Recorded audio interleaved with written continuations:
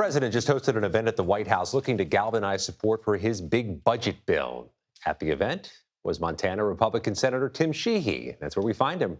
He joining us from the White House North Lawn. Senator, thanks for joining us. The parliamentarian seems to have thrown a wrench into the operation here, made some rulings that may complicate things. What do you propose be done? She's doing her job. This is part of the process. Just like a business deal, Scott, there's going to be a negotiation.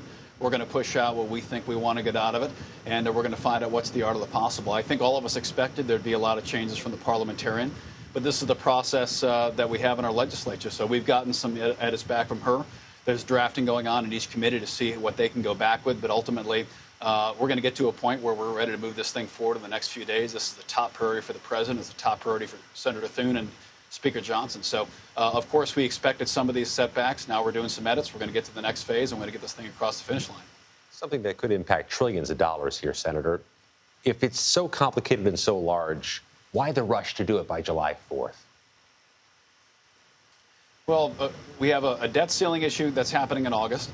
We also have a border crisis, which has largely been solved. But now we still have issues remaining from that we want to make sure we can have enough agents doing national enforcement. We want to make sure we can complete the border wall. That issue is not just going away. We've solved it for now, but that can return later. We also have certainty for our business environment that we want to provide a tax rubric that is certain and predictable. The Tax Cuts and Jobs Act of 2017 is going to be made permanent with this bill. The sooner we can give certainty to our business environment, to our investment ecosystem, the sooner we're going to see a lot of that investment come back. We've already seen tremendous investment that the president's brought back, but a predictable tax regime is key for long-term investment in this country. Things like equipment expensing, R&D expensing, no tax on tips. A lot of these policies are very focused on specific sectors of our population, our economy, and make sure we're unleashing working-class job growth and also small business growth. The sooner we do that, the better it is for the economy. The Republicans, both the House and the Senate, seem unified on the need to extend tax cuts, but it's that Medicaid issue. And some of your fellow Republicans in the Senate, Senator Sheehy, have expressed concern about the impact on rural hospitals. If there's any squeezing or tightening of Medicaid, you got a lot of rural hospitals in Montana. Do you share those concerns? Yeah, we're actually a frontier healthcare state in many parts of our state. We have folks that have to drive multiple hours to get care. And one of those communities we're most focused on is veterans. And that's why our VA reforms that we're pushing through, that we're starting to draft along with Secretary Collins, of ensuring that community care continues to be a part of the growing VA ecosystem. We've seen an underutilization of the community care model, and that's a key part of these rural hospitals, Scott. And a lot of folks don't talk about that. Our highest percentage of veterans live rural, and some of the largest payers for these rural hospitals, historically the largest single customer, has oftentimes been the VA through community care. But as that process has been edged out, especially during the Biden years, we saw a very large incentive pushed within the VA to stop using community care. That's been a huge impact on those rural hospitals.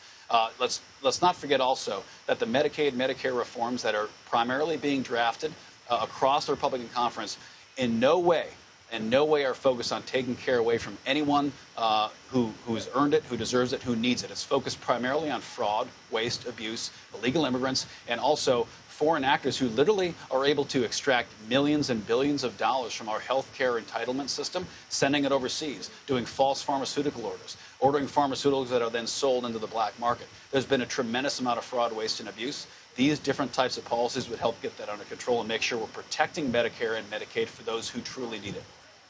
I want to turn to the briefing you got on Iran. You have a unique vantage point as a former Navy SEAL. What did you hear that caught your ear during this briefing on what happened last Saturday?